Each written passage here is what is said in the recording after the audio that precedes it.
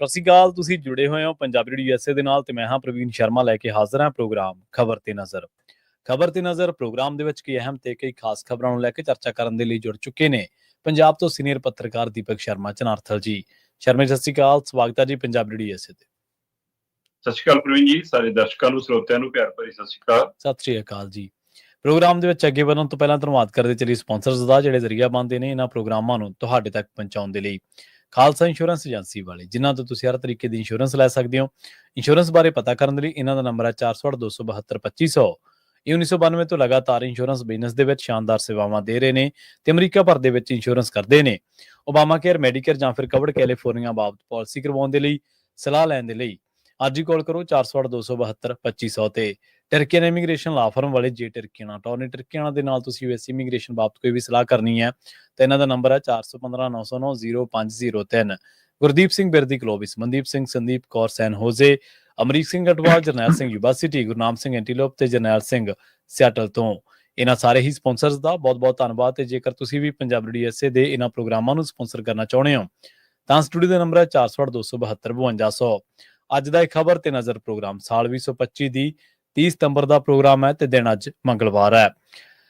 ਖਬਰਾਂ ਦੇ ਵੱਲ ਆਈਏ ਤੇ ਗੱਲ ਕਰੀਏ ਮੁੱਖ ਮੰਤਰੀ ਮਾਨ ਸਾਹਿਬ ਦੀ, ਜਾਂ ਕਹਿ ਲਓ ਕਿ ਜਿਹੜੀਆਂ ਇਸ ਟਾਈਮ ਪੰਜਾਬ ਸਰਕਾਰ ਤੇ ਦਿੱਲੀ ਦੀ ਕੇਂਦਰ ਸਰਕਾਰ ਦੇ ਦਰਮਿਆਨ ਜਿਹੜਾ ਮੁਲਾਕਾਤ ਦਾ ਦੌਰ ਚੱਲਿਆ ਜਾਂ ਮੁਲਾਕਾਤ ਹੋ ਕੇ ਹਟੀ ਹੈ।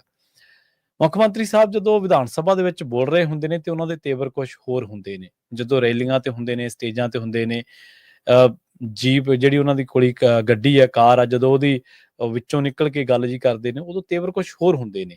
ਦਿੱਲੀ ਜਾ ਕੇ ਜਿਹੜੀ ਮੀਡੀਆ ਨਾਲ ਗੱਲਬਾਤ ਕੀਤੀ ਹੈ ਉਹਦੀ ਜੇ ਆਪਾਂ ਬਾਡੀ ਲੈਂਗੁਏਜ ਦੇਖੀਏ ਤਾਂ ਕੁਝ ਹੋਰ ਹੈ। ਕਹਿੰਦੇ ਪੰਜਾਬ ਦਾ ਸ਼ੇਰ ਚਰਚਾ ਇਹ ਚੱਲੀ ਹੈ, ਦਿੱਲੀ ਜਾ ਕੇ ਹੋ ਗਿਆ ਢੇਰ ਜੀ। ਬਿਲਕੁਲ ਪ੍ਰਵੀਨ ਜੀ, ਤੁਸੀਂ ਦਰੁਸਤ ਫਰਮਾਇਆ ਕਿ ਪੰਜਾਬ ਦਾ ਸ਼ੇਰ ਦਿੱਲੀ ਜਾ ਕੇ ਹੋ ਗਿਆ ਢੇਰ ਜੀ। ਜਦੋਂ ਚੰਡੀਗੜ੍ਹ ਤੋਂ ਦਿੱਲੀ ਨੂੰ ਜਾਂਦੇ ਆ ਨਾ ਲੋਕ ਆਪਣੀ ਗੱਡੀ ਲੈ ਕੇ, ਤਾਂ ਉਹ ਪਹਿਲਾਂ ਪੈਟਰੋਲ ਪੰਪ ਤੇ ਹਵਾ ਚੈੱਕ ਕਰਾਉਂਦੇ ਆ ਟਾਇਰਾਂ 'ਚ। ਜੀ ਜੀ। ਤੇ ਫਿਰ ਉਹ ਜਦੋਂ ਹਵਾ ਫੁੱਲ ਹੋ ਜਾਂਦੀ ਹੈ ਫਿਰ ਬੁੜਕਦੇ ਜਾਂਦੇ ਆ ਟਾਇਰ ਦਿੱਲੀ ਤੱਕ। ਤੇ ਕਈ ਵਾਰ ਦਿੱਲੀ ਜਾ ਕੇ ਜੇ ਫਿਰ ਸੂਈ ਸਾਈ ਵੱਜ ਜਾਏ, ਕੋਈ ਮੇਖ ਮੁਖ ਫਸ ਜੇ ਤੇ ਜੇ ਟਾਇਰ ਪੈਂਚਰ ਹੋ ਜਾਵੇ ਨਾ ਫਿਰ ਫੁੱਸ ਹੋ ਜਾਂਦਾ। ਇੱਥੋਂ ਤਾਂ ਬਹੁਤ ਬੁੜਕਦੇ ਗਏ। ਜੀ ਜੀ। ਉੱਥੇ ਜਾ ਕੇ ਪੈਂਚਰ ਕਿਉਂ ਹੋ ਗਿਆ? ਜੀ। ਪੰਜਾਬ ਦੇ ਮੁੱਖ ਮੰਤਰੀ 2 ਦਿਨ ਪਹਿਲਾਂ ਹੀ ਪੰਜਾਬ ਦੀ ਵਿਧਾਨ ਸਭਾ 'ਚ ਛਾਤੀ ਤੇ ਹੱਥ ਮਾਰ ਕੇ ਕਹਿ ਰਹੇ ਸੀ, ਅਸੀਂ ਹਿੱਕ 'ਚ ਵੱਜਣ ਵਾਲੇ ਲੋਕ ਹਾਂ, ਅਸੀਂ ਕਾਗਜ਼ੀ ਸ਼ੇਰ ਨਹੀਂ। ਜੀ ਜੀ। ਅਸੀਂ ਹਿੱਕ 'ਚ ਵੱਜਦੇ ਹਾਂ, ਤੁਹਾਡੀ ਹਿੱਕ 'ਚ ਵੱਜ ਕੇ ਆਏ ਆ ਪ੍ਰਗਟ ਸਿੰਘ ਜੀ, ਤਾਂ ਹੀ ਇੱਥੇ ਆਏ, ਨਹੀਂ ਕੌਣ ਆਉਣ ਦਿੰਦਾ ਸੀ ਸਾਨੂੰ। ਅਸਲ 'ਚ ਪ੍ਰਗਟ ਸਿੰਘ ਨੇ ਕਹਿਤਾ ਕਿ ਜੀ ਆਪਾਂ ਇੱਥੇ ਕੀ ਮਤੇ ਮੁੱਦੇ ਪਾਈ ਜਾਂਦੇ ਨਾ, ਮਤਿਆਂ ਨੂੰ ਕਿਹਨੇ ਪੁੱਛਣਾ, ਚਲੋ ਆਪਾਂ ਦਿੱਲੀ ਦੀ ਹਿੱਕ 'ਚ ਵੱਜੀਏ ਜਾ ਕੇ। ਤੇ ਉਹਦੇ ਜਵਾਬ 'ਚ ਮੁੱਖ ਮੰਤਰੀ ਸਾਹਿਬ ਕਹਿ ਰਹੇ ਕਿ ਅਸੀਂ ਕਾਗਜ਼ੀ ਨਹੀਂ, ਅਸੀਂ ਹਿੱਕ 'ਚ ਵੱਜਣ ਵਾਲੇ। ਠੀਕ ਹੈ। ਫਿਰ ਇਹ ਵੀ ਕਨਾਤਾ ਅਸੀਂ CBI, ED, ਇਨਕਮ ਟੈਕਸ ਇਹਨਾਂ ਤੋਂ ਡਰਦੇ ਨਹੀਂ, ਸਾਡਾ ਤਾਂ ਮਨੀਸ਼ ਸਿਸੋਦੀਆ ਵੀ ਅੰਦਰ ਰਿਹਾ, ਸੰਜੇ ਸਿੰਘ ਵੀ ਅੰਦਰ ਰਿਹਾ, ਸਾਡਾ ਤਾਂ ਸਤਿੰਦਰ ਜੈਨ ਵੀ ਅੰਦਰ ਰਿਹਾ, ਸਾਡਾ ਕੇਜਰੀਵਾਲ ਵੀ ਅੰਦਰ ਰਿਹਾ, ਸਾਨੂੰ ਵੀ ਕਰ ਦੇਣਗੇ, ਕੋਈ ਨਾ, ਡਰਦੇ ਨਹੀਂ ਗੇ। ਸਹੀ ਸਹੀ, ਬਿਲਕੁਲ ਜੀ, ਡਰਦੇ ਨਹੀਂ ਗੇ। ਫਿਰ ਉੱਥੇ ਅਮਿਤ ਸ਼ਾਹ ਦੇ ਘਰ ਤੋਂ ਬਾਹਰ ਨਿਕਲਣ ਤੋਂ ਬਾਅਦ ਇਹ ਕਿਉਂ ਕਹਿ ਰਹੇ ਸੀਗੇ, ਬਸ ਜੀ ਅਸੀਂ ਤਾਂ ਆਪਣੀ ਮੰਗੇ ਰੱਖ ਸਕਦੇ ਹਾਂ, ਅਸੀਂ ਤਾਂ ਮੰਗ ਰੱਖਤੀ ਜੀ, ਮੰਨਣੀ ਨਾ ਮੰਨਣੀ ਉਹਨਾਂ ਦੀ ਮਰਜ਼ੀ ਹੈ ਜੀ, ਅਸੀਂ ਤਾਂ ਆਪਣਾ ਪੱਖ ਰੱਖ ਸਕਦੇ ਹਾਂ ਜੀ। ਹੈ ਹੁਣ ਜੀ ਅਸੀਂ ਤਾਂ ਮੁਲਾਕਾਤ ਲਈ ਸਮਾਂ ਹੀ ਮੰਗ ਸਕਦੇ ਹਾਂ ਜੀ, ਅਸੀਂ ਤਾਂ ਪ੍ਰਧਾਨ ਮੰਤਰੀ ਤੋਂ ਮੰਗਿਆ, ਅਸੀਂ ਦੇਣਾ ਨਾ ਦੇਣਾ ਉਹਨਾਂ ਦੀ ਮਰਜ਼ੀ। ਵਾਹ ਬਈ ਵਾਹ, ਤੁਸੀਂ ਮੁੱਖ ਮੰਤਰੀ ਹੋ, ਤੁਸੀਂ ਸਵਾਲ ਪਾਓ। ਸਹੀ ਹੈ, ਬਿਲਕੁਲ, ਕਿ ਲੋਕਤੰਤਰ ਤਰੀਕੇ ਦੇ ਵਿੱਚ ਜੇ ਇੱਕ ਮੁੱਖ ਮੰਤਰੀ ਨੂੰ ਸਮਾਂ ਨਹੀਂ ਦਿੰਦੇ ਪ੍ਰਧਾਨ ਮੰਤਰੀ, ਫਿਰ ਕਿਹਨੂੰ ਦਿੰਦੇ ਨੇ? ਤੁਸੀਂ ਸਵਾਲ ਪਾਓ ਕਿ ਡਬਲ ਇੰਜਨ ਵਾਲੇ ਸਰਕਾਰ ਵਾਲਾ ਫਾਰਮੂਲਾ ਕਿੱਥੋਂ ਆ ਗਿਆ। ਤੁਸੀਂ ਸਵਾਲ ਪਾਓ ਕਿ ਜਨਾਬ ਆਹ 1600 ਕਰੋੜ ਦਾ ਕੀ ਮਤਲਬ ਆ। ਤੁਸੀਂ ਕਹਿੰਦੇ ਨਹੀਂ, ਅਸੀਂ ਆਪਣੀ ਗੱਲ ਰੱਖਤੀ ਜੀ, ਹੁਣ ਦੇਣਾ ਨਾ ਦੇਣਾ ਮੈਂ ਕਿਹਾ ਜੀ ਉਹਨਾਂ ਨੂੰ 1600 ਕਰੋੜ ਘੱਟ ਹੈ ਜੀ, ਉਹਨਾਂ ਨੇ ਕਹਿਤਾ ਜੀ ਟੋਕਨ ਮਨੀ ਹੈ, ਕੋਈ ਨਾ ਹੋਰ ਦੇ ਦਾਂਗੇ। ਮਤਲਬ ਉੱਥੇ ਕਿਸੇ ਗੱਲ 'ਚ ਜਾਨ ਨਹੀਂ ਸੀ। ਸਹੀ। ਤੁਸੀਂ ਆਪਣਾ ਕੇਸ, ਪੰਜਾਬ ਦਾ ਕੇਸ ਮਜ਼ਬੂਤੀ ਨਾਲ ਨਹੀਂ ਰੱਖ ਪਾ ਰਹੇ। ਪੰਜਾਬ ਦੀ ਵਿਧਾਨ ਸਭਾ 'ਚ ਤੁਸੀਂ ਮਤੇ ਪਾਉਣੇ ਹੋ 20,000 ਕਰੋੜ ਦੇ। ਅਮਿਤ ਸ਼ਾਹ ਦੇਸ਼ ਦੇ ਗ੍ਰਹਿ ਮੰਤਰੀ ਨਾਲ ਮੁਲਾਕਾਤ ਤੋਂ ਬਾਅਦ ਤੁਸੀਂ ਮੀਡੀਆ ਨੂੰ ਕਹਿੰਦੇ ਹੋ ਵੈਸੇ ਤਾਂ 13,800 ਕਰੋੜ ਦਾ ਜੀ ਸਾਡਾ ਨੁਕਸਾਨ। ਸਹੀ ਹੈ। ਬਾਕੀ ਧਰਾਤਲ ਤੇ ਜਾ ਕੇ ਪਤਾ ਲੱਗੂਗਾ ਜੀ, ਉਹ ਨੀਚੇ ਜਾਣਾ ਪੜਤਾ ਹੈ ਨਾ। ਮੈਂ, ਤੁਸੀਂ ਹਿੰਦੀ ਵਾਲੇ ਹੋ, ਮੈਂ ਤਾਂ ਹਿੰਦੀ ਬੋਲ ਰਿਹਾ, ਕਹਿੰਦਾ ਹੈ ਪੱਤਰਕਾਰਾਂ ਨੂੰ, ਕਹਿੰਦਾ ਉਹ ਫਿਰ ਥੱਲੇ ਜਾ ਕੇ ਕਹਿੰਦਾ ਜਦੋਂ ਧਰਾਤਲ ਤੇ ਜਾਵਾਂਗੇ ਫਿਰ ਪਤਾ ਲੱਗੂ 20,000 ਕਰੋੜ ਤੋਂ ਤਾਂ ਵਧੇ ਜਾਣਾ। ਜਦੋਂ ਪ੍ਰਧਾਨ ਮੰਤਰੀ ਨੂੰ ਦੇ ਰਹੇ ਸੀਗੇ ਇਹ ਸਾਰੇ ਮੰਗ ਪੱਤਰ ਪੁੱਤਰ, ਤਦ ਮੰਤਰੀ ਕੁਝ ਹੋਰ ਕਹਿ ਰਿਹਾ ਸੀ, ਚੀਫ ਸੈਕਟਰੀ ਕੁਝ ਹੋਰ ਕਹਿ ਰਿਹਾ ਸੀ। ਅੱਜ ਜਦੋਂ ਇਸ ਦੇ ਗ੍ਰਹਿ ਮੰਤਰੀ ਨੂੰ ਮਿਲ ਕੇ ਆ ਕੇ ਤੁਸੀਂ ਮੀਡੀਆ ਨੂੰ ਦੱਸ ਰਹੇ ਹੋ, ਇਹਦਾ ਮਤਲਬ ਤੁਸੀਂ ਕੁਝ ਕਹਿ ਰਹੇ ਹੋ, ਤੁਹਾਡੇ ਮਤੇ ਕੁਝ ਕਹਿ ਰਹੇ ਆ। ਸਹੀ ਹੈ। ਤੇ ਜਦੋਂ ਤੁਸੀਂ ਆਪਣਾ ਕੇਸ ਹੀ ਇਕਸਾਰ ਨਹੀਂ ਰੱਖ ਪਾ ਰਹੇ, ਫਿਰ ਕੇਂਦਰ ਕਿਉਂ ਸੁਣੂਗਾ? ਕੇਂਦਰ ਤਾਂ ਪਹਿਲਾਂ ਹੀ ਨਹੀਂ ਪੰਜਾਬ ਦੀ ਸੁਣਦਾ। ਦੂਜਾ, ਤੁਸੀਂ ਉਹ ਆਪ ਕਹਿ ਰਹੇ ਹੋ ਕਿ ਹਜੇ ਧਰਾਤਲ ਤੇ ਜਾ ਕੇ ਪਤਾ ਲੱਗੂ, ਇਹਦਾ ਮਤਲਬ ਤੁਸੀਂ ਨਹੀਂ ਗਏ। ਸਹੀ ਹੈ, ਬਿਲਕੁਲ। ਤੁਸੀਂ ਸਿਰਫ ਮਾਹੌਲ ਸਿਰਜਿਆ ਪੰਜਾਬ ਦੀ ਵਿਧਾਨ ਸਭਾ 'ਚ ਦਿਖਾਉਣ ਲਈ, ਤਾਂ ਕਿ ਲੋਕ ਸਾਨੂੰ ਗਾਲਾਂ ਕੱਢਣੋਂ ਹਟ ਜਾਣ, ਕਿਉਂਕਿ ਲੋਕ ਕਹਿੰਦੇ ਸੀਗੇ ਕਿ ਸਰਕਾਰ ਤਾਂ ਬੋੜੀ ਨਹੀਂ, ਸਿਰਫ ਉਹ ਦਿਖਾਉਣ ਲਈ ਜੀ। ਸੋ ਕੁੱਲ ਮਿਲਾ ਕੇ ਅਮਿਤ ਸ਼ਾਹ ਦੀ ਮੁਲਾਕਾਤ ਤੋਂ ਬਾਅਦ ਵੀ ਕੋਈ ਆਸ ਉਮੀਦ ਨਹੀਂ ਹੈਗੀ ਕਿ ਹਾਂ ਕੇਂਦਰ ਕੋਈ ਬਾਂਹ ਫੜੂਗਾ, ਕੋਈ ਗਾਂਹ ਗੱਲ ਕਰੂਗਾ, ਕਿਉਂਕਿ ਉਹ ਤਾਂ ਸਿੱਧੇ ਪੈਸੇ ਦੇਣ ਦੀਆਂ ਗੱਲਾਂ ਕਰਨ ਲੱਗ ਪਿਆ ਸੀ, ਸੂਬਾ ਸਰਕਾਰ ਨੂੰ ਦਰਕਨਾਰ ਕਰਨ ਦੀ ਗੱਲਾਂ ਕਰਨ ਲੱਗ ਪਿਆ ਸੀ। ਸੋ ਉਸ ਦੇ ਬਾਵਜੂਦ ਤੁਸੀਂ ਉਸ ਦੇ ਲਈ ਕੋਈ ਗੱਲ ਕੀਤੀ? ਕਿਸੇ ਵੀ ਗੱਲ ਨੂੰ, ਜਿਹੜੇ ਸਵਾਲ ਪੰਜਾਬ ਦੀ ਵਿਧਾਨ ਸਭਾ 'ਚ ਸੀਗੇ, ਉਹਨਾਂ ਨੂੰ ਅਮਿਤ ਸ਼ਾਹ ਨਾਲ ਗੱਲਬਾਤ ਕਰਨ ਤੋਂ ਬਾਅਦ ਜਵਾਬ ਰੂਪ 'ਚ ਮੀਡੀਆ 'ਚ ਨਹੀਂ ਦੱਸ ਸਕੇ ਕਿ ਮੈਂ ਕੀ ਕਰਕੇ ਆਇਆ। ਜੀ ਜੀ, ਸਹੀ ਹੈ। 25 ਮਿੰਟ ਉਸ ਘਰ ਦੇ ਅੰਦਰ, ਗੇਟਾਂ ਦੇ ਅੰਦਰ ਰਹੇ ਨੇ ਮੁੱਖ ਮੰਤਰੀ ਭਗਵੰਤ ਮਾਨ। ਸਹੀ। ਮੁਲਾਕਾਤ ਕਿੰਨੇ ਮਿੰਟ ਦੀ ਹੈ? ਭਗਵੰਤ ਮਾਨ ਤੇ ਅਮਿਤ ਸ਼ਾਹ ਜਾਣਨ, ਫੋਟੋਆਂ ਜਾਰੀ ਹੋ ਗਈਆਂ, ਪਰ ਉਹਨਾਂ ਦੇ ਤੇਵਰ ਜਿਹੜੇ ਬਦਲੇ ਵੇ ਸੀ, ਉਹਨਾਂ ਦੀ ਜੀਭ ਜਿਵੇਂ ਥਥਲਾ ਰਹੀ ਸੀ, ਜਿਵੇਂ ਸਰੀਰ ਸਾਥ ਨਹੀਂ ਦੇ ਰਿਹਾ ਸੀ, ਲੱਗਦਾ ਕਲਾਸ ਨਾ ਲੱਗੀ ਹੋਵੇ ਕਿਤੇ ਕੋਈ ਹੋਰ। ਕਿਉਂਕਿ ਮੰਨਿਆ ਜਾਂਦਾ ਰਿਹਾ ਕਿ ਕਿਸੇ ਸਮੇਂ ਅਮਿਤ ਸ਼ਾਹ ਦੇ ਖਾਸ ਸੀ, ਤੇ ਹੁਣ ਪਰ ਪਿਛਲੇ ਕੁਝ ਦਿਨਾਂ ਤੋਂ ਜਿਵੇਂ ਬੀਜੇਪੀ ਨੂੰ ਪੰਜਾਬ 'ਚ ਖੜ ਕੇ ਭਿਉਂ ਕੇ ਮਾਰ ਰਹੇ ਸੀਗੇ, ਉਸ ਤੋਂ ਤਾਂ ਲੱਗਦਾ ਸੀਗਾ ਕਿ ਵੀ ਲੈ ਵੀ ਰਿਸ਼ਤਾ ਕੁਝ ਵਿਗੜ ਗਿਆ ਜਾਂ ਰਾਜਨੀਤਿਕ ਤੀਰਅੰਦਾਜ਼ੀ ਹੈ, ਪਰ ਅੱਜ ਬਾਹਰ ਨਿਕਲਣ ਤੋਂ ਬਾਅਦ ਲੱਗਿਆ ਕਿ ਨਹੀਂ, ਅੰਦਰੋਂ ਚੂੜੀ ਟੈਟ ਵੀ ਹੋਈ ਹੈ। ਅਸਲ ਦੇ ਵਿੱਚ ਆਪਾਂ ਕਹਿ ਦਿੰਦੇ ਹਾਂ ਵੀ ਇੱਥੇ ਦਿੱਲੀ ਵਾਲੇ ਰਾਜ ਕਰ ਰਹੇ ਨੇ, ਖਬਰਾਂ ਉਹਨਾਂ ਕੋਲੇ ਵੀ ਕੋਈ ਇੰਟੈਲੀਜੈਂਸ ਜਾਂਦੀ ਹੋਵੇ। ਅਫਸਰ ਤਾਂ ਹਰ ਤਰ੍ਹਾਂ ਦੇ ਹੁੰਦੇ ਨੇ, ਅਫਸਰਾਂ ਦੇ ਗਰੁੱਪ ਵੀ ਹੁੰਦੇ ਨੇ, ਆਪਾਂ ਦੇਖਿਆ ਇਨਫੋਰਮੇਸ਼ਨ ਜਾਂਦੀ ਹੋਊਗੀ। ਤੇ ਜਦੋਂ ਕੋਈ ਉਸ ਤਰ੍ਹਾਂ ਦੀ ਇਨਫੋਰਮੇਸ਼ਨ ਜਿਹੜੀ ਕਿ ਲੱਗਦਾ ਕਿ ਜਿਹੜੀ ਕਮਜ਼ੋਰ ਕੜੀ ਦੱਬ ਦਿੰਦੀ, ਕਈ ਵਾਰੀ ਆਪਾਂ ਦੇਖਦੇ ਹਾਂ ਨਾ ਕਿ ਰਾਖਸ਼ ਦੀ ਜਾਨ ਤੋਤੇ ਦੇ ਵਿੱਚ, ਉਹ ਫਿਰ ਉਸ ਤਰ੍ਹਾਂ ਦਾ ਕੰਮ ਫਿਰ ਉਹ ਇਨਫੋਰਮੇਸ਼ਨ ਕਰਦੀ ਹੈ। ਫਿਰ ਜਦੋਂ ਅਗਲੇ ਫਾਈਲ ਕੱਢ ਕੇ ਲਿਆਉਂਦੇ ਨਾ ਕਿ ਬਈ ਆਹ ਕਿਵੇਂ ਕੀਤਾ ਸੀ, ਮਾੜਾ ਜਿਹਾ ਦੱਸਿਓ, ਫਿਰ ਉਦੋਂ ਜ਼ੁਬਾਨ ਵੀ ਥਲਥਲਾਉਣ ਲੱਗਦੀ ਹੈ। ਜੀ ਜੀ, ਪੰਜਾਬ ਦਾ ਚੀਫ ਸੈਕਟਰੀ, ਪੰਜਾਬ ਦਾ ਡੀਜੀਪੀ, ਉਹ ਪੰਜਾਬ ਤੋਂ ਨਹੀਂ ਹੈ। ਸਹੀ ਹੈ, ਬਿਲਕੁਲ। ਬਾਰੀ ਤੇ ਉਹ ਆਸ਼ੀਰਵਾਦ ਨਾਲ ਲੱਗਦੇ ਨੇ, ਸਹੀ ਸਰਕਾਰ ਦੇ ਆਸ਼ੀਰਵਾਦ ਨਾਲ ਲੱਗਦੇ ਨੇ, ਉਹਨਾਂ ਦੀ ਪਸੰਦਾ ਹੁੰਦਾ ਕਿ ਹਾਂ ਇਹਨੂੰ ਲਾਉਣਾ, ਇਹਨੂੰ ਲਾਉਣਾ, ਕਿਹਨੂੰ ਲਾਉਣਾ। ਜੀ ਜੀ। ਫਿਰ ਮੈਂ ਨਹੀਂ ਕਹਿੰਦਾ ਕਿ ਉਹਨਾਂ ਨੇ ਕੁਛ ਕੀਤਾ, ਮੈਂ ਇੱਕ ਉਦਾਹਰਨ ਦੇ ਰਿਹਾ ਕਿ ਦੋ ਬੰਦੇ ਜੇ ਬਾਹਰੋਂ ਨੇ ਤਾਂ ਹੋਰ ਪਤਾ ਨਹੀਂ ਕਿੰਨੇ ਬਾਹਰ ਕੈਡਰ ਵਾਲੇ ਇੱਥੇ ਲੱਗੇ। ਸਹੀ ਗੱਲ, ਬਿਲਕੁਲ ਬਿਲਕੁਲ ਜੀ। ਅਧਿਕਾਰ ਖੇਤਰ ਰਾਜ ਦਾ, ਪਰ ਤੁਸੀਂ ਦੇਖੋ ਚੱਲਦੀ ਕਿਹਦੀ ਹੈ।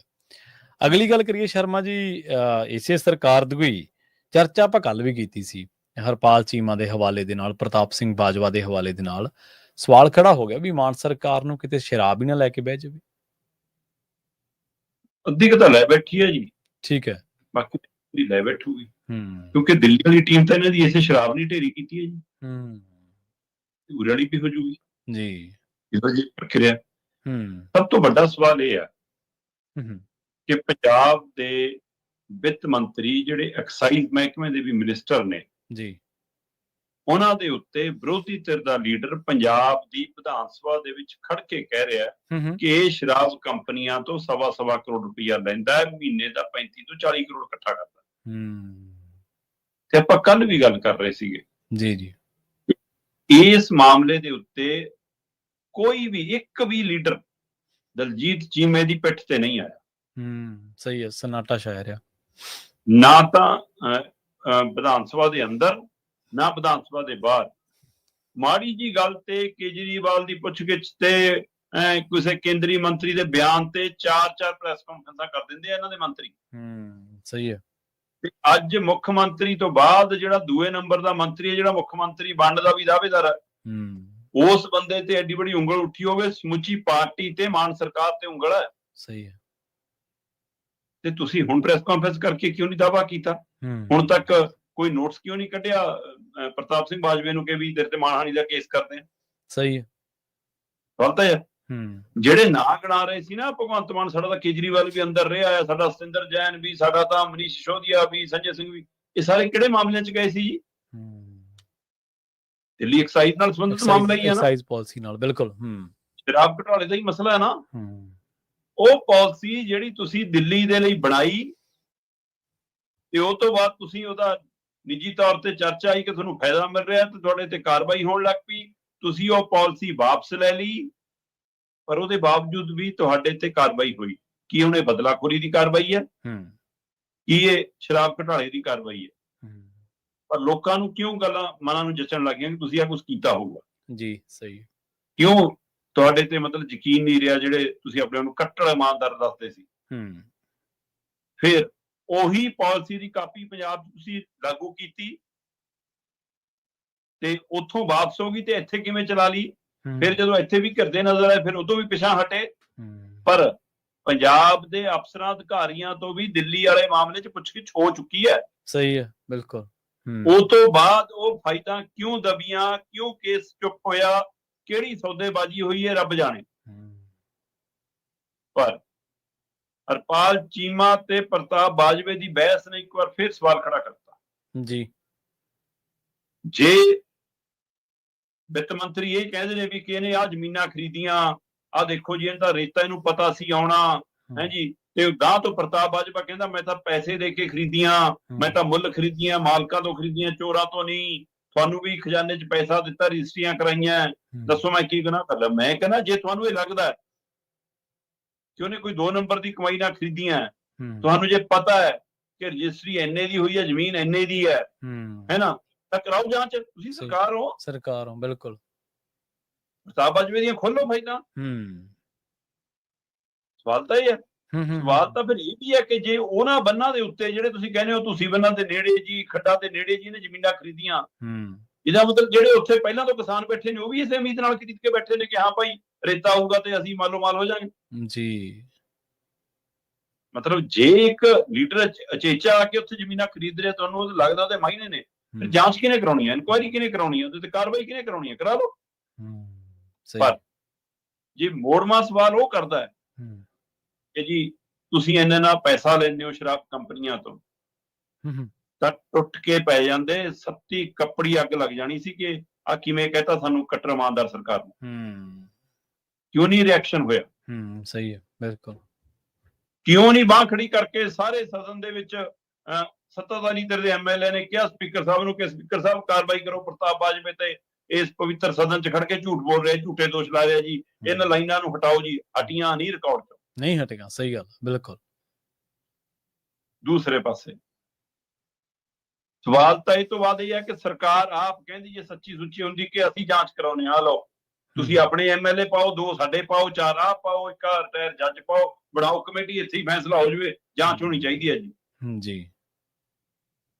ਪੁੱਛਦੇ ਕਿ ਭਾਈ ਪ੍ਰਤਾਪ ਬਾਜਵੇ ਤੈਨੂੰ ਕਿਵੇਂ ਪਤਾ ਹੈ 1.25 ਕਰੋੜ ਕਿੱਥੋਂ ਆਉਂਦਾ? ਲਿਆ ਸਬੂਤ, ਲਿਆ, ਹੁਣ ਇੱਥੇ ਹੀ ਰੱਖ ਸਬੂਤ ਨਹੀਂ ਮੰਗੀ। ਤੁਸੀਂ ਕਹਿੰਦੇ ਕਿ ਹਾਂ ਭਾਈ ਦੱਸ, ਤੈਨੂੰ ਤਾਂ ਪਤਾ ਕਿ ਤੁਹਾਡੀਆਂ ਪਾਰਟੀਆਂ 'ਚ ਵੀ ਲੈਂਦੇ ਰਹੇ।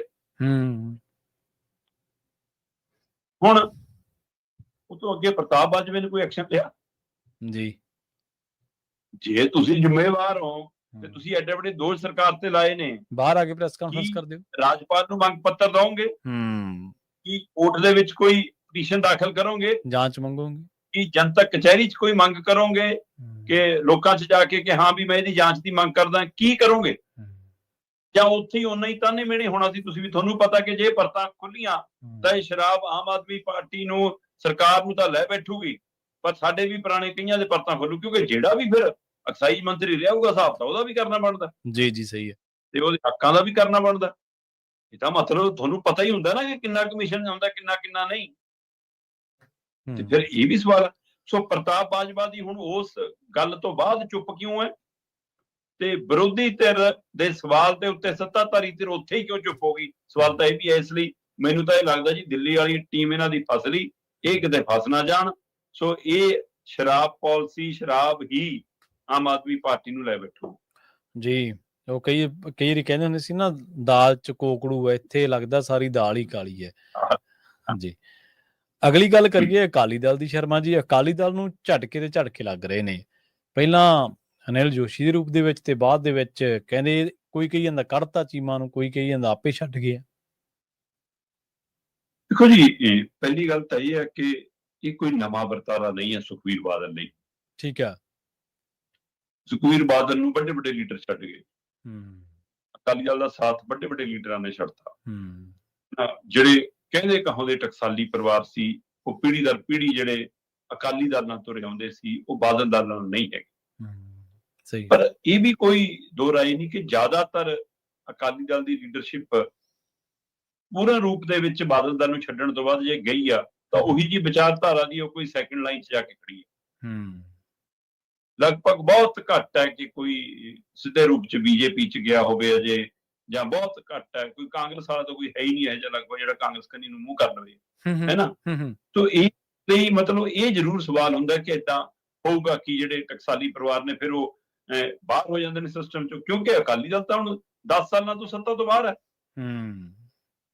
ਤੇ ਉਹਨੂੰ ਅਜੇ ਪੂਰਨ ਰੂਪ 'ਚ ਵਾਪਸੀ ਦੀ ਕੋਈ ਆਸ ਦਿਖਦੀ ਨਹੀਂ। ਬੇਸ਼ੱਕ ਸੁਖਬੀਰ ਬਾਦਲ ਦਾ ਉਭਾਰ ਹੋਇਆ ਇਹਨਾਂ ਹੜ੍ਹਾਂ 'ਚ, ਪਰ ਪਾਰਟੀ ਦਾ ਨਹੀਂ ਹੋਇਆ। ਤੁਸੀਂ ਖੁਦ ਨੂੰ ਤਾਂ ਪੇਸ਼ ਕਰ ਗਏ ਪਰ ਪਾਰਟੀ ਨੂੰ ਨਹੀਂ ਪੇਸ਼ ਕਰ ਪਾਏ। ਸਹੀ ਹੈ। ਤੁਸੀਂ ਸਾਂਝੇ ਰੂਪ ਸੰਗਠਨ ਨੂੰ ਨਹੀਂ ਪੇਸ਼ ਕਰ ਪਾਏ।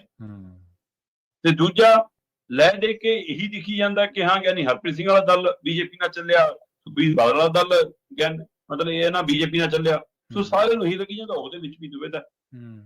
ਪਰ ਜਿਹੜੇ ਲੀਡਰ ਤੁਹਾਡੇ ਨਾਲ ਹੈਗੇ ਨੇ ਤੁਸੀਂ ਉਹਨਾਂ ਦਾ ਵੀ ਭਰੋਸਾ ਕਿਉਂ ਨਹੀਂ ਜਿੱਤ ਕੇ ਰੱਖ ਪਾ ਰਹੇ? ਸਹੀ।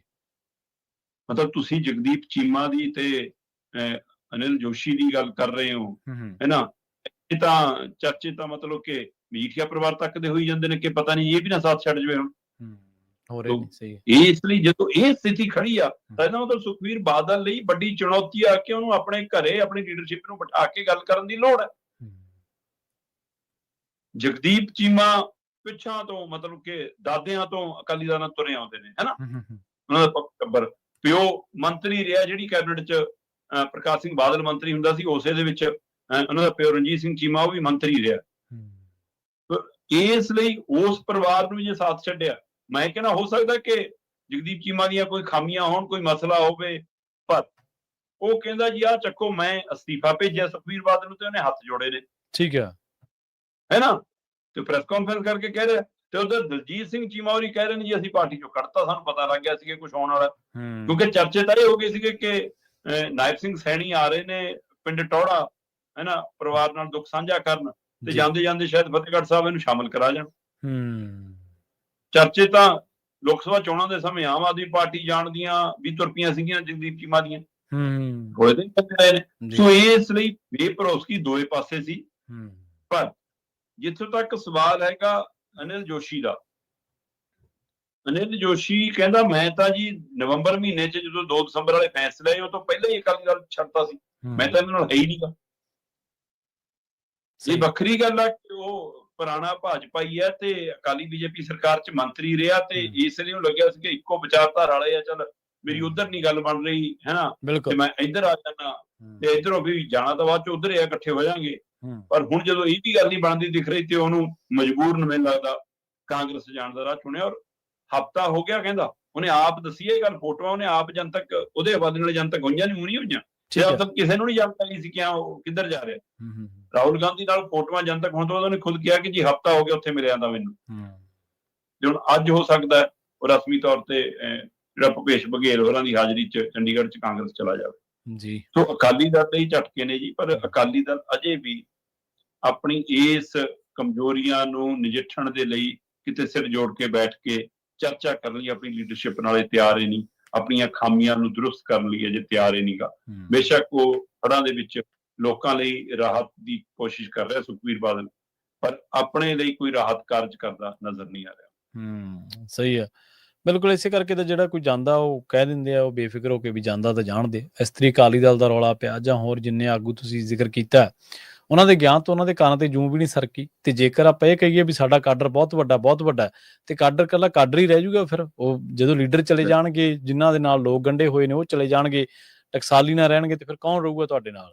ਅਖੀਰ ਤੇ ਕਈ ਵਾਰੀ ਬੰਦੇ ਕੋਲੇ ਈਗੋ ਤੇ ਹਉਮੈ ਹੀ ਬਚ ਜਾਂਦੀ ਹੁੰਦੀ ਹੈ, ਬਾਕੀ ਸਾਰਾ ਕੁਝ ਚਲਾ ਜਾਂਦਾ ਹੁੰਦਾ। ਤੇ ਅਗਲੀ ਗੱਲ ਕਰੀਏ ਕੰਗਣਾ ਰਣੌਤ ਦੀ। ਕੰਗਣਾ ਰਣੌਤ ਨੇ ਬਥੇਰੇ ਜਿਹੜੇ ਆ ਉਹ ਪਾਪੜ ਵੇਲੇ ਕਿ ਸ਼ਾਇਦ ਪੰਜਾਬ ਦਾ ਗੇੜਾ ਨਾ ਹੀ ਲੱਗੇ, ਬਠਿੰਡਾ ਅਦਾਲਤ 'ਚ ਨਾ ਹੀ ਜਾਣਾ ਪਵੇ, ਪਰ ਬੀਬੀ ਨੂੰ ਨਿੱਜੀ ਤੌਰ ਤੇ ਪੇਸ਼ ਹੋਣਾ ਹੀ ਪਊਗਾ ਜੀ। ਬਿਲਕੁਲ ਜੀ, ਕੰਗਣਾ ਰਣੌਤ ਦੀ ਪੇਸ਼ੀ ਸੀ ਲੰਘੇ ਦਿਨੀ ਤੇ ਉਸ ਪੇਸ਼ੀ ਤੇ ਵੀ ਉਹ ਪੇਸ਼ ਨਹੀਂ ਹੋਈ, ਉਲਟਾ ਉਹਨੇ ਅਰਜੀ ਲਾਈ ਫਿਰ ਇੱਕ ਵਾਰ ਕਿ ਜੀ ਮੈਨੂੰ ਨਿੱਜੀ ਪੇਸ਼ੀ ਤੋਂ ਛੂਟ ਦਿੱਤੀ ਜਾਵੇ ਜੀ। ਅਸਲ 'ਚੋਂ ਪਹਿਲਾਂ ਤਾਂ ਇਸ FIR ਨੂੰ ਜਿਹੜਾ ਉਹਦੇ ਤੇ ਮਾਨਹਾਨੀ ਦਾ ਕੇਸ ਹੈ ਇਹਨੂੰ ਰੱਦ ਕਰਾਉਣ ਲਈ ਉੱਪਰਲੀ ਅਦਾਲਤਾਂ ਤੱਕ ਚਲੀ ਗਈ ਸੀ, ਪਰ ਉੱਪਰਲੀ ਅਦਾਲਤਾਂ ਨੇ ਇਹਦੀ ਅਰਜੀ ਜਾਂ ਇਹਦੀ ਪਟੀਸ਼ਨ ਇਸ ਤਰ੍ਹਾਂ ਕਹਿ ਕੇ ਰੱਦ ਕਰਤੀ ਸੀ ਕਿ ਬੀਬੀ ਆਪਣੇ ਟਵੀਟ ਤਾਂ ਦੇਖ, ਤੂੰ ਕਿਹੋ ਜਿਹਾ ਕੁਝ ਬਕਵਾਸ ਕਰ ਰਹੀ ਹੈ। ਤੇ ਕਹਿੰਦੀ ਨਹੀਂ ਜੀ ਉਹ ਤਾਂ ਜਸਟ ਇੱਕ ਟਵੀਟ ਸੀ, ਭਾਵਨਾ ਸੀ। ਉਹ ਕਹਿੰਦੀ ਭਾਵਨਾ ਕੋਈ ਨਹੀਂ, ਜਿਹੜਾ ਮਸਾਲਾ ਲਾਇਆ ਉਹਦੇ ਵਿੱਚ ਇੰਨਾ ਕੁਝ ਤੋ ਇਸ ਲਈ ਕਹਿੰਦੇ ਕਿ ਇਹਨੂੰ ਕੋਈ ਰਾਹਤ ਨਹੀਂ ਮਿਲੀ ਸੀ। ਸੋ ਉਸ ਤੋਂ ਬਾਅਦ ਫਿਰ ਇਹਦੇ ਲਈ ਇਸ ਕੇਸ ਦਾ ਸਾਹਮਣਾ ਕਰਨਾ ਚੁਣੌਤੀ ਬਣ ਗਿਆ ਤੇ ਇਹਨੇ ਫਿਰ ਇਹ ਕੋਸ਼ਿਸ਼ ਕੀਤੀ ਆਪਣੇ ਵਕੀਲਾਂ ਰਾਹੀਂ ਅਰਜ਼ੀ ਲਾ ਕੇ ਕਿ ਮੈਨੂੰ ਨਿੱਜੀ ਪੇਸ਼ੀ ਤੋਂ ਛੂਟ ਮਿਲ ਜਾਵੇ ਜਾਂ ਜ਼ਿਆਦਾ ਹੋਵੇ, ਮੈਂ ਆਨਲਾਈਨ ਵਰਚੁਅਲ ਜਿਵੇਂ ਉਹ ਕੀ ਹੁੰਦਾ ਹੈ ਨਾ ਉਹਦੇ ਰਾਹੀਂ ਵੀਡੀਓ ਕਾਨਫਰੰਸਿੰਗ ਮੈਂ ਹਾਜ਼ਰ ਹੋ ਜਾਵਾਂ। ਤੇ ਅਜਿਹਾ ਕੁਝ ਵੀ ਅਦਾਲਤ ਨੇ ਪ੍ਰਵਾਨ ਨਹੀਂ ਕੀਤਾ। ਇਹਦੀ ਅਰਜ਼ੀ ਰੱਦ ਹੋ ਗਈ ਨਿੱਜੀ ਪੇਸ਼ੀ ਤੋਂ ਛੂਟ ਵਾਲੀ ਤੇ ਮਾਣਯੋਗ ਅਦਾਲਤ ਨੇ ਸਪਸ਼ਟ ਰੂਪ ਦੇ ਵਿੱਚ ਦੁਬਾਰਾ ਇਹਨੂੰ ਨਿੱਜੀ ਤੌਰ ਤੇ ਪੇਸ਼ ਹੋਣ ਦੀ ਹਦਾਇਤ ਕੀਤੀ ਹੈ ਤੇ ਨਵੇਂ ਸੰਮਨ ਜਾਰੀ ਹੋ ਗਏ ਨੇ। ਤੇ ਬੀਬੀ ਮਹਿੰਦਰਪਾਲ ਕੌਰ ਨਾਲ ਇਹਦਾ ਮਾਮਲਾ ਜੀ ਉਹਨਾਂ ਵੱਲੋਂ ਉਹਨਾਂ ਨੇ ਫਾਈਲ ਕੀਤਾ ਹੋਇਆ ਮਾਨਹਾਨੀ ਦਾ ਕੇਸ। ਜਦੋਂ ਕਿਸਾਨ ਅੰਦੋਲਨ ਦੌਰਾਨ ਇਹਨੇ ਕਹਿਤਾ ਸੀ 100 ਰੁਪਇਆ ਲੈ ਕੇ ਬੈਠਦੀਆਂ ਨੇ ਇਹਦਾ ਪ੍ਰਦਰਸ਼ਨ ਦੇ ਵਿੱਚ। ਸੋ ਹੁਣ ਅਗਲੀ ਪੇਸ਼ੀ 27 ਅਕਤੂਬਰ ਦੀ ਹੈ। ਹੁਣ ਦੇਖਣ ਵਾਲੀ ਗੱਲ ਹੋਊਗੀ ਕਿ ਉਦੋਂ ਵੀ ਬੀਬੀ ਭੱਜਦੀ ਹੈ ਕਿ ਆਉਣਾ ਹੀ ਪੈਂਦਾ। ਸੋ ਜਿਹੜੀ ਆਪਣੇ ਮੰਡੀ ਹਲਕੇ ਦੇ ਲੋਕਾਂ ਦੀ ਸਾਰ ਨਹੀਂ ਲੈ ਪਾ ਰਹੀ, ਉਹਨਾਂ ਦੀਆਂ ਮੁਸ਼ਕਲਾਂ ਨੂੰ ਹੱਸ ਕੇ ਦੰਦ ਕੱਢ ਕੇ ਮੀਡੀਆ 'ਚ ਦੱਸਦੀ ਆ, ਲੈ ਮੇਰੇ ਕੋਲ ਤਾਂ ਆ ਜਾਂਦੇ ਨੇ, ਸਾਡੀ ਡਿਊਟੀ ਢਹਿ ਗਈ, ਸਾਡੀ ਦੇਹੜੀ ਢਹਿ ਗਈ, ਸਾਡਾ ਖੇਤ ਹੜ ਗਿਆ ਫਲਾਣਾ, ਤੇ ਇਹਦੇ ਲਈ ਉਹ ਮਸਲਾ ਹੀ ਨਹੀਂਗਾ। ਸਹੀ ਗੱਲ। ਇਹਦੀ ਦੁਨੀਆ ਤਾਂ ਚੱਕਾ ਚੌਂਦ ਵਾਲੀ ਦੁਨੀਆ। ਇਹਨੂੰ ਲੱਗਦਾ ਕਿ ਇਹ ਕੀ ਮਸਲੇ ਹੁੰਦੇ ਹੈ ਨਾ। ਮਸਲਾ ਤਾਂ ਡਰੈਸ ਬਣਵਾਉਣਾ, ਕਿਸੇ ਡਰੈਸ ਡਿਜ਼ਾਈਨਰ ਤੋਂ, ਉਹ ਮਸਲਾ ਹੈ। ਮਸਲਾ ਤਾਂ ਜਿਮ 'ਚੋਂ ਉਤਰਨਾ ਜਾਣਾ, ਉਹ ਮਸਲਾ ਹੈ। ਇਹਨਾਂ ਲਈ ਤਾਂ ਫਿਲਮ ਦੇ ਹੈ ਨਾ ਓਪਨਿੰਗ ਸ਼ਾਟ ਕਰਨੇ, ਉਹ ਮਸਲਾ ਇਹਨਾਂ ਲਈ ਤਾਂ ਚੱਕਾ ਚੌਂਦ ਵਾਲੀ ਦੁਨੀਆ। ਇਹਨਾਂ ਲਈ ਇਹ ਹਕੀਕਤ ਦੁਨੀਆ ਥੋੜਾ ਬਿਲਕੁਲ ਤੇ ਉਹ ਦਰਦ ਨੂੰ ਇਹ ਸਮਝ ਨਹੀਂ ਸਕਦੀ। ਇਹ ਤਾਂ ਮਤਲਬ ਵੱਡੀ ਗਲਤੀ ਹੈ। ਜਿਵੇਂ ਅਸੀਂ ਪੰਜਾਬ ਵਾਲੇ ਕਹਿ ਰਹੇ ਨਾ ਕਿ ਅਸੀਂ ਆਹ ਚੁਣ ਕੇ ਗਲਤੀ ਕਰ ਲਈ, ਉਸ ਤਰ੍ਹਾਂ ਮੈਨੂੰ ਲੱਗਦਾ ਉਸ ਹਲਕੇ ਦੇ ਲੋਕ ਸੋਚ ਰਹੇ ਹੋਣਗੇ ਅਸੀਂ ਆਹ ਚੁਣ ਕੇ ਗਲਤੀ ਕਰ ਲਈ ਜੀ। ਸਹੀ। ਪਰ ਹੁਣ ਇਸ ਮਾਮਲੇ ਦੇ ਵਿੱਚ ਅਦਾਲਤ ਦੀ ਸਖਤੀ ਮੈਨੂੰ ਲੱਗਦਾ ਇਹਨੂੰ ਬਠਿੰਡਾ ਅਦਾਲਤ ਤੱਕ ਲੈ ਕੇ ਆਊਗੀ। 27 ਅਕਤੂਬਰ ਨੂੰ ਦੇਖਦੇ ਹਾਂ, ਹੁਣ ਹਦਾਇਤ ਹੋ ਗਈ ਆ, ਨਵੇਂ ਸੰਮਨ ਜਾਰੀ ਹੋ ਗਏ ਨੇ ਕਿ ਪੇਸ਼ ਤਾਂ ਹੋਣਾ ਪੈਣਾ। ਜਦੋਂ ਲੀਡਰ ਲੋਕਾਂ ਚੋਂ ਨਿਕਲਦੇ ਨੇ ਨਾ, ਗਰਾਊਂਡ ਚੋਂ ਨਿਕਲਦੇ ਨੇ, ਉਹਨਾਂ ਨੂੰ ਇਸ ਤਰ੍ਹਾਂ ਦੇ ਮਾਮਲਿਆਂ 'ਚ ਪੇਸ਼ੀਆਂ ਨਹੀਂ ਭੁਗਤਣੀਆਂ ਪੈਂਦੀਆਂ। ਉਹ ਕਿਸੇ ਹੋਰ ਮਾਮਲਿਆਂ 'ਚ ਜਾਂਦੇ ਨੇ, ਉਹ ਲੋਕਾਂ ਦੀ ਆਵਾਜ਼ ਬੁਲੰਦ ਕਰਨ ਕਰਕੇ ਜੇਲ੍ਹ ਜਾਂਦੇ ਨੇ ਜਾਂ ਉਹਨਾਂ ਦੇ ਮੁਕੱਦਮੇ ਹੋਰ ਤਰ੍ਹਾਂ ਦੇ ਪੈਂਦੇ ਨੇ। ਜਦੋਂ ਟਰੋਲਰ ਬੰਦੇ, ਜਦੋਂ ਦੂਜਿਆਂ ਨੂੰ ਨੀਵਾਂ ਦਿਖਾਉਣ ਵਾਲੇ ਬੰਦੇ, ਜਦੋਂ ਉਹ ਬੰਦੇ ਜਿਨ੍ਹਾਂ ਨੂੰ ਪਤਾ ਹੀ ਕੋਈ ਨਹੀਂ ਗਾ, ਤੁਸੀਂ ਦੱਸਿਆ ਸੀ ਨਾ ਇਸ ਪ੍ਰੋਗਰਾਮ ਦੇ ਵਿੱਚ ਸ਼ਾਇਦ ਕਿ ਬਈ ਉੱਪਰੋਂ ਝਾੜਾਂ ਪਈਆਂ ਨੇ ਕਿ ਬੀਬਾ ਟਿਕ ਜਾ ਹੁਣ ਬਹੁਤ। ਹਾਂਜੀ, ਜੇਪੀ ਨੱਡਾ ਹੋਰਾਂ ਤੋਂ। ਹਾਂਜੀ, ਉਸ ਤੋਂ ਬਾਅਦ ਹੀ ਬੀਬੀ ਨੂੰ ਮਾੜਾ ਜਿਹਾ ਹੋਸ਼-ਹਵਾਸ ਆਇਆ। ਨਹੀਂ ਉਸ ਤੋਂ ਪਹਿਲਾਂ ਤਾਂ ਟਰੋਲਰ ਸੀ ਬੀਬੀ ਬਹੁਤ ਤਗੜੀ, ਹਰ ਗੱਲ ਤੇ, ਹਰ ਪੰਜਾਬ ਦੇ ਉਸ ਕਲਾਕਾਰ ਉੱਤੇ ਵੀ ਇਹਨੇ ਟਿੱਪਣੀ ਕਰਨੀ ਜਿਹੜਾ ਕੋਈ ਪੰਜਾਬੀਆਂ ਖਾਤਰ ਬੋਲਦਾ ਵੀ ਅਸੀਂ ਤੁਹਾਨੂੰ ਕਹਿਣੇ ਆ ਹਿਮਾਚਲੀਆਂ ਨੂੰ ਭਾਈ ਆਪਦੀ ਗੱਲ ਨਾ ਕਰੋ, ਤੁਹਾਨੂੰ ਪੰਜਾਬ ਬਾਰੇ ਬੜਾ ਦਰਦ ਹੁੰਦਾ ਵੀ ਬਈ ਆਹ ਗੱਲ ਨਾ ਕਰੋ। ਅਗਲੀ ਗੱਲ ਕਰੀਏ ਹਿਮਾਚਲ ਨਾਲ ਜੇ ਸਾਂਝ ਹੈ, ਪੰਜਾਬ ਚੋਂ ਹੀ ਨਿਕਲਿਆ ਹਿਮਾਚਲ। ਹਾਂਜੀ, ਬਿਲਕੁਲ ਬਿਲਕੁਲ। ਉਹਦੇ ਨਾਲ ਹਿਮਾਚਲ ਨਾਲ ਪੰਜਾਬ ਦਾ ਕੋਈ ਅਜਿਹਾ ਰਿਸ਼ਤਾ ਨਹੀਂ ਹੈਗਾ। ਕੋਈ ਸ਼ਰਾਰਤੀ ਤਰ੍ਹਾਂ ਆਉਂਦੀਆਂ, ਜਿਵੇਂ ਮੋਟਰਸਾਈਕਲ ਵਾਲਾ ਪੰਗਾ ਲਿਆ ਇੱਕ ਸ਼ਰਾਰਤੀ ਨੇ, ਹਾਂਜੀ ਹਾਂਜੀ, ਹੈ ਨਾ। ਤੇ ਉਸੇ ਤਰ੍ਹਾਂ ਹੁਣ ਆਹ ਬੀਬੀ ਹੈ, ਜਿਹੜਾ ਗਲਤ ਕਰਦਾ ਉਹ ਉਸ ਨੂੰ ਖੈਰ 'ਚ ਖੜਾ ਕਰਨਾ ਬਣਦਾ। ਬਿਲਕੁਲ। ਅਗਲੀ ਜਿਹੜੀ ਖਬਰ ਉਹਦੇ ਉੱਤੇ ਚਰਚਾ ਕਰੀਏ, ਲੇਹ ਲਦਾਖ ਦਾ ਮਸਲਾ। ਆਪਾਂ ਦੇਖਿਆ ਕਿ ਸੋਨਮ ਵਾਂਗਚੁਕ ਦੇ ਜਦੋਂ ਉਹਨਾਂ ਨੂੰ NSA ਲਾਇਆ ਗਿਆ, ਉਸ ਤੋਂ ਬਾਅਦ ਖਾਸਾ ਵਿਰੋਧ ਹੋ ਰਿਹਾ ਔਰ ਪੰਜਾਬੀਆਂ ਦੇ ਸੋਸ਼ਲ ਮੀਡੀਆ ਤੇ ਖਾਸੀ ਚਰਚਾ। ਇਹ ਇੱਕ ਚੰਗੀ ਗੱਲ ਹੈ ਕਿ ਪੰਜਾਬੀ ਜ਼ੁਲਮ ਦੇ ਵਿਰੁੱਧ ਜਾਂ ਵਧੀਕੀ ਦੇ ਵਿਰੁੱਧ ਖੜ ਜਾਂਦੇ ਨੇ। ਪਹਿਲਾਂ ਵੀ ਕਸ਼ਮੀਰੀ ਸਟੂਡੈਂਟਸ ਦੇ ਧਾਰਾ 370 ਦੇ ਮਾਮਲੇ 'ਚ ਖੜੇ ਨੇ। ਲੇਹ ਲਦਾਖ ਦੀ ਕਹਿੰਦੇ ਆਪ ਬੀਤੀ ਅਜਿਹੀ ਹੈ ਵੀ ਨਾ ਨੌਕਰੀ ਹੈ ਤੇ ਨਾ ਉੱਥੇ ਕੋਈ ਭਰਤੀ ਹੈ। ਪ੍ਰਵੀਨ ਜੀ, ਇਹੀ ਤਾਂ ਸਵਾਲ ਹੈ ਕਿ ਲੇਹ ਲਦਾਖ ਕਿਉਂ ਸੁਲਗ ਰਿਹਾ ਹੈ, ਇਹਨੂੰ ਸਰਕਾਰ ਸਮਝਣਾ ਕਿਉਂ ਨਹੀਂ ਚਾਹੁੰਦੀ ਜੀ। ਮੈਂ ਉੱਥੋਂ ਦੀਆਂ ਸਧਾਰਨ ਔਰਤਾਂ ਦੀ ਲਾਈਨ ਦੇਖ ਰਿਹਾ ਸੀਗਾ, ਕਿਉਂਕਿ ਕਰਫਿਊ ਲੱਗਿਆ ਤੇ ਕਰਫਿਊ 'ਚ ਨਾ ਕੁਝ ਦੇਰ ਦੀ ਛੂਟ ਮਿਲਦੀ ਆ, ਹੁਣ ਮਿਲਣੀ ਸ਼ੁਰੂ ਹੋਈ ਹੈ ਜੀ। ਸਾਡਾ ਨੈਸ਼ਨਲ ਮੀਡੀਆ ਕੈਮਰੇ ਲੈ ਕੇ ਉੱਥੇ ਗਲੀਆਂ ਬਾਜ਼ਾਰਾਂ 'ਚ ਫਿਰਦੇ ਤੇ ਗਲੀਆਂ ਦੀਆਂ ਔਰਤਾਂ ਨੂੰ ਜਦੋਂ ਪੁੱਛਣ ਦੀ ਕੋਸ਼ਿਸ਼ ਹੋਈ ਤਾਂ ਇੱਕ ਔਰਤ ਨੂੰ ਮੈਂ ਦੇਖ ਰਿਹਾ ਸੀ, ਉਹ ਕਹਿੰਦੀ ਭੱਜੋ, ਠੀਕ ਹੈ, ਸਾਡੇ ਮਹੱਲੇ 'ਚ ਨਾ ਬੜੇ। ਉਹ ਕਹਿੰਦੀ ਜਦ ਅਸੀਂ ਸ਼ਾਂਤੀ ਨਾਲ ਇੰਨੇ ਸਾਲਾਂ ਦੇ ਬੈਠੇ ਆਪਣੀਆਂ ਮੰਗਾਂ ਲਈ ਰੋ ਰਹੇ ਸੀ, ਜਦ ਤੱਕ ਤੁਸੀਂ ਆਏ ਨਹੀਂ, ਹੁਣ ਸਾਡੇ ਘਰੇ ਅੱਗ ਵੜ ਗਈ ਤੇ ਤੁਹਾਨੂੰ ਭੱਜੇ ਆ ਗਏ, ਤੁਸੀਂ ਕਹਿੰਦੇ ਤਮਾਸ਼ਾ ਦਿਖਾਉਣ। ਸਹੀ ਸਹੀ ਸਹੀ। ਤੇ ਕਮਾਲ ਸੀ, ਤੁਸੀਂ ਸਮਝ ਦੇਖੋ ਇੱਕ ਔਰਤ ਦੀ, ਸਧਾਰਨ ਔਰਤ ਦੀ। ਸੋ ਇਸ ਲਈ ਇਹਦਾ ਮਤਲਬ ਉਹ ਲੋਕ ਚੇਤਨ ਨੇ ਜੀ, ਉਹ ਲੋਕ ਜਾਗਰੂਕ ਨੇ ਕਿ ਹਾਂ ਸਾਡੇ ਨਾਲ ਵਧੀਕੀ ਹੋ ਰਹੀ ਆ, ਸਾਡੇ ਹੱਕ ਮਾਰੇ ਜਾ ਰਹੇ ਨੇ, ਸਾਡਾ ਕੇਂਦਰੀਕਰਨ ਹੋ ਰਿਹਾ। ਉੱਥੇ ਉਹ ਆਪਣੀ ਪਹਿਚਾਣ ਲਈ ਵੀ ਲੜ ਰਹੇ ਨੇ। ਜਿਹੜਾ ਮੁੱਦਾ ਇੰਨੇ ਸਾਲਾਂ ਬਾਅਦ ਅੱਜ ਪੰਜਾਬ 'ਚ ਉੱਠਿਆ, ਜਦੋਂ ਕਿ ਉਹ ਤਰੀਕਾਕਾਰ ਸਹੀ ਨਹੀਂ ਗਾ, ਜਿਸ ਤਰੀਕੇ ਨਾਲ ਪੰਜਾਬ ਦੇ ਵਿੱਚ ਕੁਝ ਲੋਕ ਲੱਗੇ ਨੇ ਕਿ ਜੀ ਐਂ ਕਰ ਦੋ ਜੀ, ਬੱਸ ਚੜਾ ਦੋ ਜੀ, ਰੇਲ ਚੜਾ ਦੋ ਜੀ, ਆਹ ਕਰ ਦੋ ਜੀ। ਤਰੀਕਾ ਇਹ ਹੈ ਕਿ ਉਹਨਾਂ ਦੇ ਜੇ ਬਣਨੇ ਆ ਤਾਂ ਜੌਬ ਕਾਰਡ ਬਣਨ, ਆਧਾਰ ਕਾਰਡ ਨਹੀਂ। ਸਹੀ ਸਹੀ, ਬਿਲਕੁਲ। ਤਰੀਕਾ ਇਹ ਹੈ ਕਿ ਉਹਨਾਂ ਦਾ ਕੋਈ ਨਿਯਮ ਸਿਧਾਂਤ ਹੋਵੇ, ਵੋਟ ਉੱਥੇ ਦੀ ਰਵੇ ਤਾਂ ਕੁਛ ਰਵੇ। ਉਹਨੇ ਜ਼ਮੀਨਾਂ ਕਿਉਂ ਖਰੀਦਦੇ ਜੇ ਉਹਨਾਂ ਦੇ ਸੂਬਿਆਂ 'ਚ ਕਈਆਂ 'ਚ ਜਾ ਕੇ ਅਸੀਂ ਨਹੀਂ ਖਰੀਦ ਸਕਦੇ, ਉਹ ਇੱਥੇ ਮਾਲਕ ਕਿਉਂ ਬਣ ਰਹੇ ਨੇ, ਕਿਉਂ ਬਣ ਰਹੇ ਨੇ। ਸਹੀ ਗੱਲ, ਬਿਲਕੁਲ। ਕੋਈ ਤਰੀਕਾਕਾਰ ਅਪਣਾਉਣ ਦੀ ਲੋੜ ਆ ਉਹਦੇ ਵਿੱਚ। ਪਰ ਇੱਥੇ ਦੇ ਲੋਕ ਇਸੇ ਗੱਲ ਨੂੰ ਲੈ ਕੇ ਚਿੰਤਤ ਨੇ। ਉਹ ਕਹਿੰਦੇ ਕਿ ਕੋਈ ਸਮਾਂ ਸੀਗਾ ਘੱਟੋ ਘੱਟ ਇੱਥੇ ਨੌਕਰੀ ਤੇ ਭਰਤੀ ਤਾਂ ਹੁੰਦੀ ਸੀ ਜਦੋਂ ਅਸੀਂ ਸੂਬਾ ਸੀ ਆਪਣੇ ਆਪ 'ਚ। ਮਤਲਬ ਕੱਟੇ ਜਾਣ ਤੋਂ ਬਾਅਦ, ਅੱਡ ਹੋਣ ਤੋਂ ਬਾਅਦ, ਡਿਊਟੀ ਬਣਨ ਤੋਂ ਬਾਅਦ ਕਹਿੰਦੇ ਅਜੇ ਤੱਕ ਤਾਂ ਕੋਈ ਭਰਤੀ ਬੋਰਡ ਹੀ ਨਹੀਂ ਸਾਡੇ ਕੋਲ। ਸਹੀ ਹੈ, ਬਿਲਕੁਲ ਜੀ। ਤੇ ਜਿਵੇਂ ਚੰਡੀਗੜ੍ਹ ਨਾਲ ਹੋ ਰਿਹਾ ਯੂਟੀ ਦੇ ਨਾਂ ਦੇ ਉੱਤੇ ਯੂਟੀ ਕੈਡਰ, ਇਹਦਾ ਮਤਲਬ ਉੱਥੇ ਵੀ ਬਾਹਰੋਂ ਲਿਆ ਕੇ ਤੁਸੀਂ ਰੱਖ ਰਹੇ ਹੋ ਸਾਰਾ ਕੁਝ। ਉੱਥੋਂ ਦੇ ਜਵਾਕਾਂ ਨੂੰ ਨਾ ਨੌਕਰੀ ਹੈ ਨਾ ਭਰਤੀ ਹੈ। 26% ਨੌਜਵਾਨ ਉੱਥੇ ਪੂਰਨ ਬੇਰੁਜ਼ਗਾਰ ਹੈ। ਪੂਰਨ ਬੇਰੁਜ਼ਗਾਰ ਤੋਂ ਮਤਲਬ ਉਹ ਪ੍ਰਾਈਵੇਟ ਤੌਰ ਤੇ ਵੀ ਕੁਝ ਉਹਦੇ ਕੋਲ ਕੰਮ ਹੈ ਨਹੀਂ ਕਰਨ ਨੂੰ। ਸਹੀ ਗੱਲ। ਪੂਰਨ ਬੇਰੁਜ਼ਗਾਰ 26%। ਤੇ ਫਿਰ ਦੱਸੋ ਉਹਦੇ ਅੰਦਰ ਕੀ ਉੱਠੂਗਾ ਜੀ। ਸਹੀ। ਹੁਣ ਉਹ ਇਹ ਕਹਿੰਦੇ ਕਿ ਅਸੀਂ ਕਹਿੰਦੇ ਸਰਕਾਰ ਤੋਂ ਮੰਗ ਕਰ ਰਹੇ ਸੀ ਕਿ 1988, 99, 90 ਵਾਲੇ ਤੋਂ ਬਾਅਦ ਕਿਸੇ ਦਾ ਉਰੇ ਦਾ ਡੋਮਿਸਾਈਲ ਨਾ ਬਣੇ। ਠੀਕ ਹੈ। ਉਸ ਤੋਂ ਬਾਅਦ ਜਿਹੜੇ ਆ ਕੇ ਬਸ ਰਹੇ ਹੈ ਨਾ, ਕਹਿੰਦੇ ਜੀ ਸਾਡੀ ਸੁਣੀ ਨਹੀਂ ਗਈ। ਕਹਿੰਦੇ ਫਿਰ ਅਸੀਂ ਇਹ ਵੀ ਕਿਹਾ ਕਿ ਚਲੋ 2019 ਤੋਂ ਬਾਅਦ ਜੇ ਕੋਈ ਆ ਕੇ ਬਸਦਾ ਹੈ ਤਾਂ 30 ਸਾਲ ਇੰਤਜ਼ਾਰ ਕਰੇ, ਉਹ ਤੋਂ ਬਾਅਦ ਉਹਦਾ ਡੋਮਿਸਾਈਲ ਬਣਾਓ। ਕਹਿੰਦੇ ਨਹੀਂ ਜੀ 15 ਸਾਲ ਵਾਲਾ ਫਾਰਮੂਲਾ ਲੱਗੂਗਾ। ਇਹ ਕਹਿੰਦੇ ਕਿ ਹੁਣ ਬਾਹਰੀਆਂ ਨੂੰ ਤੁਸੀਂ ਜ਼ਮੀਨਾਂ ਖਰੀਦ ਕੇ ਦੇਣ ਲੱਗ ਪਏ, ਉਹਨਾਂ ਦੀ ਤੁਸੀਂ ਰਾਹ ਖੋਲਤਾ। ਸੋਨਮ ਵਾਂਗਚੁਕ ਜੇ ਆਪਣੀ ਵਿਗਿਆਨਕ ਗਤੀਵਿਧੀਆਂ ਦੇ ਲਈ ਜ਼ਮੀਨ ਵਧਾਉਣਾ ਚਾਹੁੰਦਾ ਤਾਂ ਉਹਦੇ ਤੇ ਤੁਸੀਂ ਬੈਨ ਲਾਇਆ ਹੋਇਆ। ਇੱਕ ਵਿਗਿਆਨੀ ਤੋਂ ਉਸਨੂੰ ਡਰ ਲੱਗਦਾ। ਸਹੀ ਹੈ। ਸੋ ਇਸ ਲਈ ਉੱਥੇ ਬਹੁਤ ਵੱਡੇ ਮਸਲੇ ਨੇ, ਉੱਥੇ ਕਿੰਨੇ ਅਜਿਹੇ ਮਸਲੇ ਖੜੇ ਨੇ। ਉਹ ਕਹਿੰਦੇ ਕਿ ਬਈ ਸਾਡੀ ਜਿਹੜੀਆਂ ਕਮੇਟੀਆਂ ਨੇ, ਸਾਡੀਆਂ ਜਿਹੜੀਆਂ ਮੰਗਾਂ ਨੇ, ਹੈ ਨਾ, ਉਹ ਮਤਲਬ ਕਿ ਸੂਚੀ 6 ਵਾਲੀ ਉਹ ਪਹਿਲੂ ਹੈ ਜਿਹੜਾ, ਹੈ ਨਾ, ਉਹ ਸਾਰਿਆਂ ਨੂੰ ਦਰਕਨਾਰ ਕੀਤਾ ਜਾ ਰਿਹਾ। ਤੇ ਇਸ ਲਈ ਜਦੋਂ ਸਾਡੇ ਨੌਜਵਾਨਾਂ ਲਈ ਕੋਈ ਰੁਜ਼ਗਾਰ ਨਹੀਂ, ਸਾਡੇ ਲਈ ਕੋਈ ਕੰਮਕਾਰ ਨਹੀਂ, ਤੇ ਤੁਸੀਂ ਇਹਨੂੰ ਮਨਾਲੀ ਵਾਲਾ ਟੂਰਿਜ਼ਮ ਬਣਾਉਣਾ ਚਾਹੁੰਦੇ ਹੋ, ਕਹਿੰਦੇ ਉਹ ਸਾਨੂੰ ਮਨਜ਼ੂਰ ਨਹੀਂ। ਅਸੀਂ ਆਪਣੇ ਲੇਹ ਲਦਾਖ ਨੂੰ ਮਨਾਲੀ ਨਹੀਂ ਬਣਨ ਦੇਣਾ, ਉਹ ਕਹਿੰਦੇ। ਸਹੀ ਹੈ।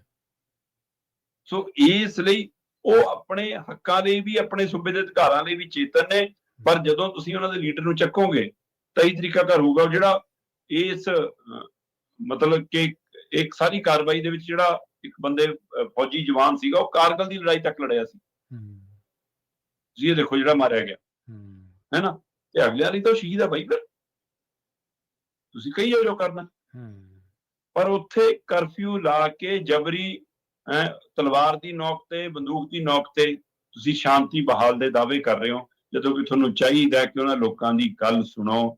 ਇੱਕ ਪਾਸੇ ਚੀਨ ਤੁਹਾਨੂੰ ਦਰੜਦਾ ਆ ਰਿਹਾ ਹੈ, ਚੀਨ ਤੁਹਾਨੂੰ ਡਰਾਉਂਦਾ ਆ ਰਿਹਾ ਹੈ, ਤੇ ਖੇਤਰ ਉਹਦੇ ਨਾਲ ਲੱਗਦਾ ਹੈ, ਤੇ ਉਹਦੇ ਬਾਵਜੂਦ ਵੀ ਤੁਸੀਂ ਉਹਨਾਂ ਦੀ ਗੱਲਬਾਤ ਸੁਣਨ ਲਈ ਤਿਆਰ ਨਹੀਂ ਗਏ। ਤੇ ਫਿਰ ਕਿੱਧਰ ਨੂੰ ਤੋਰਨਾ ਚਾਹੁੰਦੇ ਹੋ ਉਸ ਨੌਜਵਾਨੀ ਪੀੜ੍ਹੀ? ਜੀ, ਨਾਲੇ ਆਪਦੇ ਖਿੱਤੇ, ਆਪਦੇ ਲੋਕਾਂ ਦੀ ਗੱਲ ਕਰਨਾ ਇਹ ਕੋਈ ਗੁਨਾਹ ਥੋੜਾ ਸ਼ਰਮਾ ਜੀ। ਇਹ ਤਾਂ ਸੋਨਮ ਵਾਂਗਚੁਕ ਕੋਈ ਗੁਨਾਹ ਨਹੀਂ ਕਰ ਰਿਹਾ। ਉਹ ਉਹੀ ਅਧਿਕਾਰਾਂ ਦੀ, ਰਾਈਟਸ ਦੀ ਵਰਤੋਂ ਕਰ ਰਿਹਾ ਜਿਹੜੇ ਉਹਨੂੰ ਮਿਲੇ ਹੋਏ ਨੇ, ਜਿਹੜੇ ਉਹਨੂੰ ਇੰਡੀਅਨ ਸਰਕਾਰ ਨੇ ਦਿੱਤੇ ਨੇ। ਜਿਹੜੇ ਰਾਈਟ ਇੱਕ ਬਿਹਾਰੀ ਕੋਲੇ ਆ, ਇੱਕ ਯੂਪੀ ਵਾਲੇ ਕੋਲੇ ਆ, ਮਹਾਰਾਸ਼ਟਰ ਵਾਲੇ ਕੋਲੇ ਆ, ਗੁਜਰਾਤ ਵਾਲੇ ਕੋਲੇ ਆ, ਉਹੀ ਉਹਦੇ ਕੋਲੇ ਨੇ। ਉਹਨਾਂ ਕੋਲ ਤਾਂ ਸਗੋਂ ਵੱਧ ਸੀਗੇ ਪਹਿਲਾਂ। ਉਹ ਇਹ ਦੱਸੋ ਮੈਨੂੰ, ਸੰਵਿਧਾਨ ਤੋਂ ਬਾਹਰ ਜਾ ਕੇ ਕਿਹੜੀ ਮੰਗ ਕਰ? ਹਾਂਜੀ, ਬਿਲਕੁਲ ਬਿਲਕੁਲ। ਸਵਾਲ ਤਾਂ ਇਹ ਹੈ ਕਿ ਜੇ ਉਹ ਗੈਰ ਕਾਨੂੰਨੀ ਕੋਈ ਮੰਗ ਕਰ ਰਿਹਾ, ਫਿਰ ਤਾਂ ਦੱਸਿਓ ਕਾਨੂੰਨਾਂ ਤੌਰ ਤੇ ਦਰੁਸਤ ਹੈ, ਉਹਨੂੰ ਸੰਵਿਧਾਨ ਤੇ ਜਿਹੜੇ ਹੱਕ ਨੇ ਉਹਦੇ ਵਿੱਚੋਂ ਹੀ ਮੰਗ ਕਰ ਰਹੇ, ਤੇ ਉਹ ਵੀ ਤੁਸੀਂ ਦੇਣ ਨੂੰ ਤਿਆਰ ਨਹੀਂ। ਬਿਲਕੁਲ। ਸ਼ਰਮਾ ਜੀ, ਇਹਨਾਂ ਖਾਸ ਖਬਰਾਂ ਤੇ ਖਾਸ ਜਾਣਕਾਰੀਆਂ ਦੇ ਲਈ ਤੁਹਾਡਾ ਬਹੁਤ ਬਹੁਤ ਧੰਨਵਾਦ ਜੀ। ਸਤਿ ਸ਼੍ਰੀ ਅਕਾਲ। ਪ੍ਰੋਗਰਾਮ ਖਬਰ ਤੇ ਨਜ਼ਰ ਨਾ ਆਪਾਂ ਇੱਥੇ ਸਮਾਪਤ ਕਰਾਂਗੇ। ਤੁਹਾਡਾ ਸਾਰਿਆਂ ਦਾ ਵੀ ਬਹੁਤ ਧੰਨਵਾਦ। ਸਤਿ ਸ਼੍ਰੀ ਅਕਾਲ। ਜੁੜੇ ਰਹੋ ਪੰਜਾਬੀ ਰੇਡੀਓ।